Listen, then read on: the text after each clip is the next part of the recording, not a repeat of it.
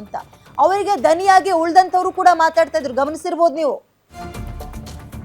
ಊರಿಗೆ ₹1 ಅನುದಾನ ಸಿಗ್ತಲ್ಲ ನಮ್ಗೆ ಅಂತ. ರಾಜು ಕಾಗೆಗೆ ಇನ್ನೂ ಕೂಡ ಅಸಮಾಧಾನಕ್ಕಾಗಿ ಒಂದು ಕಡಿಮೆ ಆಗಿಲ್ವಾ?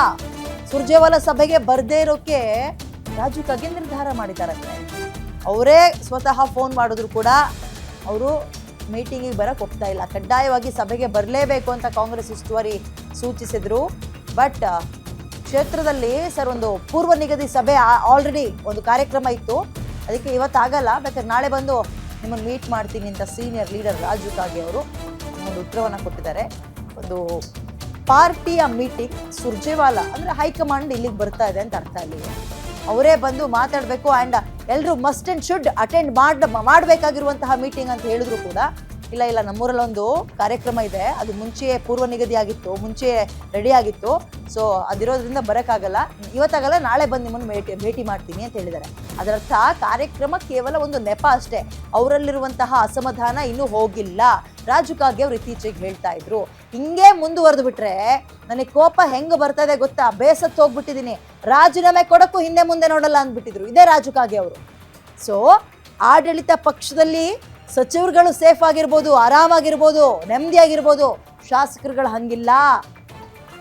ಊರಲ್ಲಿ ಜನರಿಗೆ ಮುಖ ತೋರ್ಸಕ್ ಆಗ್ತಾ ಇಲ್ಲ, ₹1 ಅನುದಾನ ಸಿಗ್ತಾ ಇಲ್ಲ, ಅಭಿವೃದ್ಧಿ ಆಗ್ತಾ ಇಲ್ಲ, ಜನ ಕ್ಯಾಕರ್ಸ್ ಮಕ್ಕಕ್ಕೆ ಹೋಗಿದ್ದಾರೆ. ಹಿಂಗೆ ಆಗ್ಬಿಟ್ರೆ ನಾನು ರಾಜೀನಾಮೆ ಕೊಡ್ತೀನಿ ಅಂತ ರಾಜು ಕಾಗೆ ಅವರು ನೇರವಾಗಿ ಹೇಳಿದ್ರು. ಇದ್ರ ಬೆನ್ನಲ್ಲೇ ಅವರು ಸುರ್ಜೇವಾಲಾ ಅವರು ಬರ್ತಾ ಇದ್ರು ಕೂಡ, ರಣದೀಪ್ ಸಿಂಗ್ ಸುರ್ಜೇವಾಲ್ ಅವರ ಕಾರ್ಯಕ್ರಮಕ್ಕೆ ಅವರು ಬರ್ತಾ ಇಲ್ಲ, ಆಬ್ಸೆಂಟ್ ಆಗ್ತಾರೆ.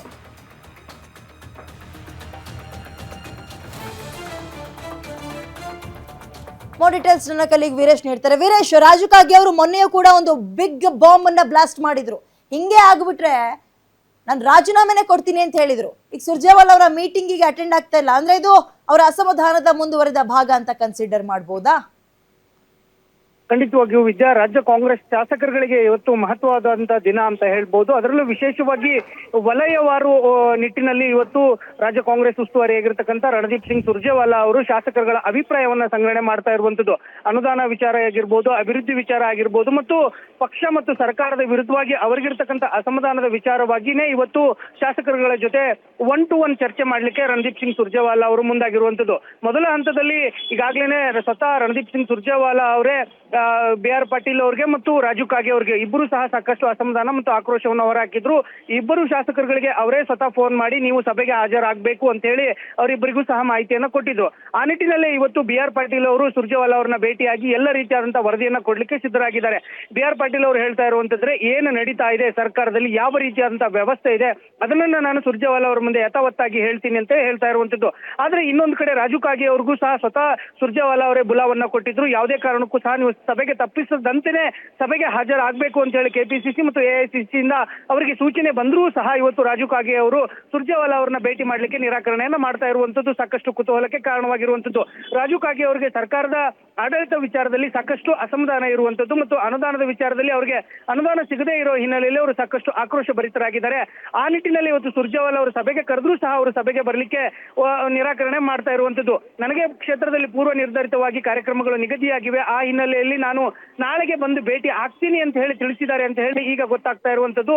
ಆದ್ರೆ ರಾಜು ಕಾಗೆ ಅವರು ನಾಳೆಗೂ ಸಭೆಗೆ ಬರ್ತಾರೋ ಇಲ್ವೋ, ಅವರ ಅಸಮಾಧಾನ ಮತ್ತು ಆಕ್ರೋಶವನ್ನ ಮುಂದುವರಿಸ್ತಾರ ಅನ್ನೋದು ಸಾಕಷ್ಟು ಕುತೂಹಲಕ್ಕೆ ಕಾರಣವಾಗಿರುವಂತದ್ದು. ವಿದ್ಯಾ, ಓಕೆ, ಧನ್ಯವಾದ ಡೀಟೇಲ್ಸ್ಗೆ. ನೋಡೋಣ ರಾಜು ಕಾಗೆ ಅವರ ಜೊತೆಗೆ ಇನ್ನೂ ಯಾರಾದ್ರೂ ಕೂಡ ಇದೇ ರೀತಿಯಾಗಿ ವರ್ತಿಸ್ತಾರ, ಅಸಮಾಧಾನವನ್ನ